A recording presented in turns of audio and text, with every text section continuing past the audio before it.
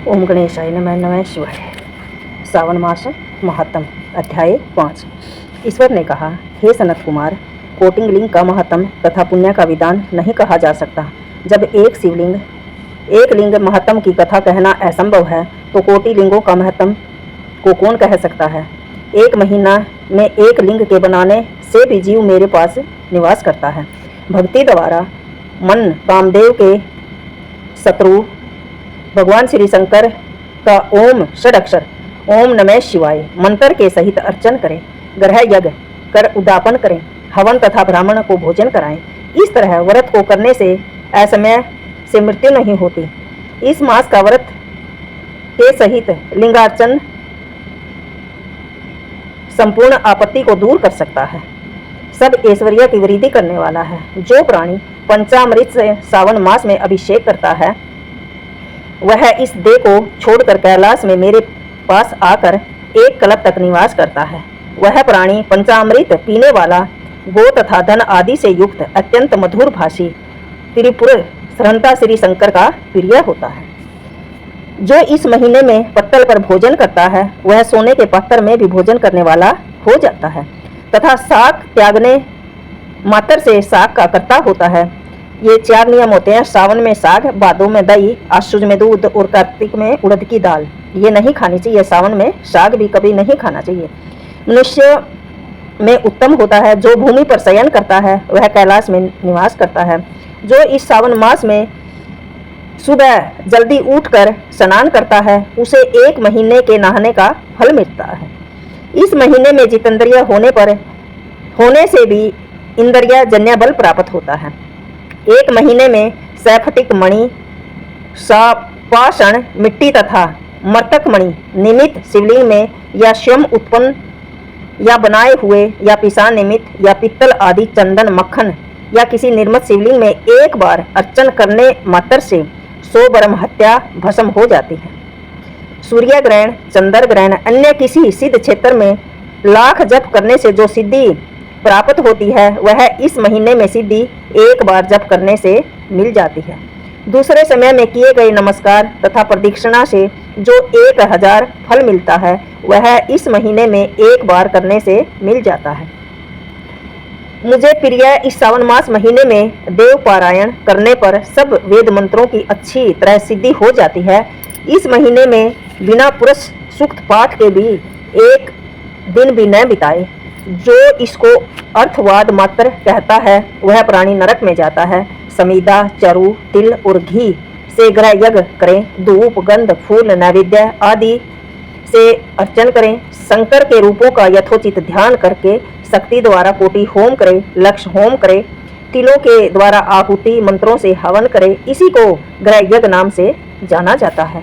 हे सनत कुमार, अब वार व्रत कहूँगा, आप उसे सुनिए। हे अनग, आप से पहले रविवार व्रत को कहूँगा।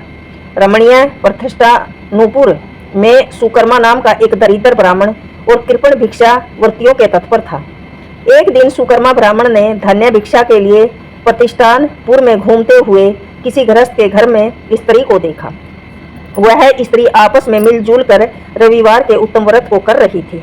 उसी समय उस ब्राह्मण को देख उन स्त्रियों ने अर्चन को जल्दी से ढक दिया। उस ब्राह्मण देव ने उन स्त्रियों से अर्चन विधि को जानने की जिज्ञासा की।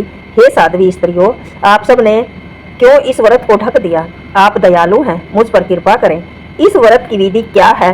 क्योंकि परोपकार के तुल्य तीनों लोकों में अन्य धर्म कोई नहीं है। समदृष्टि रखने वाले साधु पुरुषों को तो परोपकार ही स्वार्थ है।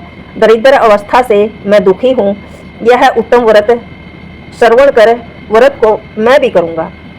इस व्रत के विधान तथा फल को बताइए।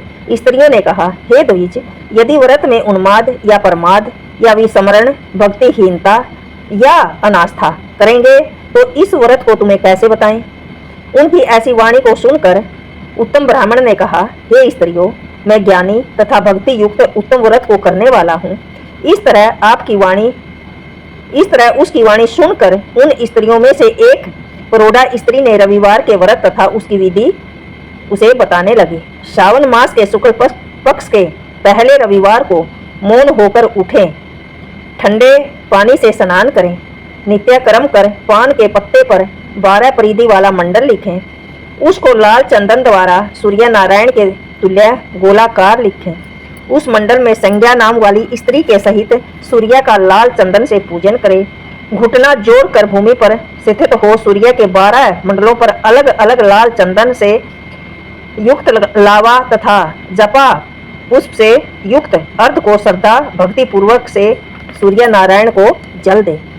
अर्ध को रक्त अक्षत जपा पुष्प और उपचारों द्वारा युक्त करें। नारी केज बीज और खंड शर्करा से युक्त सूर्य के मंत्रों को कहकर नैवेद्य दे।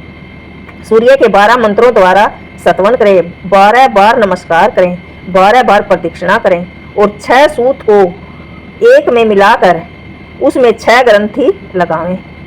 उस सूत्र को सूर्य नारायण को अर्पण करें, फिर उसे अपने कंठ में बांध लें। 12 फल से उत्पन्न संपन्न वाना ब्राह्मणों को दे। इस व्रत की विधि को किसी से नहीं कहना चाहिए। हे विपर, ये व्रत करने से निर्धन प्राणी धनवान हो जाता है, पुत्रहीन प्राणी पुत्र प्राप्त कर लेता है, कोड़ी कोड से छुटकारा पा सकता है। हे विपेंद्र, विशेष क्या कहा जाए। जिस वस्तु की अभिलाषा करता है वह सब साधक इस प्रकार व्रत के प्रभाव से प्राप्त कर लेता है। श्रावण मास में 4 रविवार या 5 रविवार होने से व्रत करें। व्रत की संपूर्ण फल की इच्छा के लिए उद्यापन करें। हे विपेंद्र, इस प्रकार व्रत करने मात्र से सिद्धि प्राप्त हो जाती है। वह ब्राह्मण उन साध्वी स्त्रियों को नमस्कार कर अपने घर चला आया। घर आकर जैसा सुनकर आया था वैसी सब विधि द्वारा उस व्रत को अपनी दोनों कन्याओं को भी व्रत विधि बताई। उस व्रत के सुनने से, अर्चन और दर्शन मात्र से ही दोनों कन्याएं देवांगना के तुल्य व्रत विधि के प्रभाव मात्र से बहुत सुंदर हो गई। उसी दिन से उस विपर के घर में लक्ष्मी निवास करने लगी। अनेक रास्तों से, अनेक निमित्त सहित वह ब्राह्मण उस दिन से लक्ष्मीपति हो गया। इसी राजा ने उसी ब्राह्मण के घर के समीप रास्ते में होकर निकलते हुए अति उत्तम उन दोनों कन्याओं को बरामदे या खिड़की में बैठे देखा। दोनों कन्याएं अपनी देह के अवयवों से त्रिलोक्य के संपूर्ण उत्तम चीजों को तथा कमल और चंद्रमा को भी अपमानित करती थी, इतनी सुंदर थी। उन बालिकाओं को देखने से राजा मोहित होकर अक्षण भर वहीं खड़ा रहा। राजा ने ब्राह्मण को बुलाकर उन दोनों बालिकाओं के लिए याचना की। ब्राह्मण ने भी प्रसन्न होकर दोनों बालिकाओं को राजा को दे दिया। वे दोनों बालिकाएं राजा को स्वामी के रूप में प्राप्त करके प्रसन्न हो गई। प्रसन्नचित होकर बालिकाएं इस व्रत को पुत्र पौत्र आदि से युक्त हुई। हे मुने, बड़े अबुद्ध को करने वाले इस व्रत को भी आपसे कहा। 5वां अध्याय संपूर्ण। जो भी रविवार के दिन सुबह उठेगा, मौन रहेगा और पूजा विधि से भगवान का, सूर्यदेव का पूजा अर्चना करेगा, 12 प्रदक्षिणा लगाएगा, 12 बार नमस्कार करेगा, तो जो भी कामना होगी वही उसकी संपूर्ण होगी। सावन में 4 रविवार आएंगे। सबको प्रेम भरा राधे राधे। 5वां अध्याय संपूर्ण। ओम नमः शिवाय।